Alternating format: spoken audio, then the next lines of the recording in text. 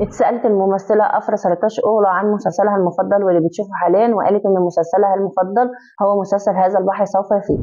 مسلسل ميراي دينار الجديد اللي هيكون على منصة رقمية في مفاوضات مع الممثل البران لشريكها البطولة. وقصة المسلسل بتتكلم عن علاقة متقلبة ما بين دكتورة نفسية وظابط، علاقة حب تجمع ما بين الممثلة هاندا أرتشل مع المنتج أونور وهو منتج طائر الرفراف ومنتج هذا البحر سوف يفيض. المسلسلات الأكثر بحثا في جوجل عام 2025، المركز الأول كان من نصيب حلم أشرف، والمركز الرابع كان من نصيب المدينة البعيدة، والمركز الخامس كان من نصيب إذا خسر الملك، والمركز السادس كان من نصيب مسلسل بهار، والمركز الثامن كان مسلسل ليلى، والمركز العاشر كان للعبقري. منع عرض فيلم الملف المخفي من بطولة برين سات من عرضه في شاشات السينما علشان قصة الفيلم بتثير الجدل عن علاقة ما بين 2 ستات.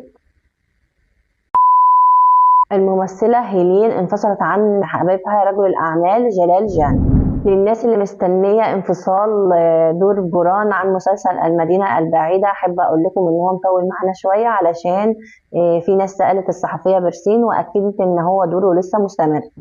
مسلسل مرت رمضان هيكون اسمه ابكي يا حبيبي، والمسلسل هيكون من نفس شركة انتاج طائر الرفراف، ولسه مش معروف اي قناة هتعرض المسلسل. الممثل العربي ظافر العابدين والممثل التركي باريش اردوتش هيعملوا اعلان سوا وهيصوروه في كابادوكيا في تركيا، والتصوير هياخد يومين وهيتصور لسه في اخر الشهر. عرض مسلسل لن يحدث لنا شيء من بطولة ميراي دينار ومرت رمضان هيتعرض على منصة ديزني بلس في شهر فبراير. طلاق الممثلة إيرام أوغلو بطلة مسلسل أخبرهم أيها البحر الأسود بعد زواج دام أقل من سنة. كان في أخبار طلعت ان ممثل براق بطل مسلسل طيور النار اتعرض عليه دور فاتح في مسلسل هذا البحر سوف يفيض اللي هو هيبقى اخو عروج وايسو، ولكن الصحفيه برسين طلعت ونفت الاخبار دي وقالت ان هو فعلا اتعرض عليه المسلسل في البدايه خالص وبنسبه كبيره كان دور عروج ولكنه رفض الدور.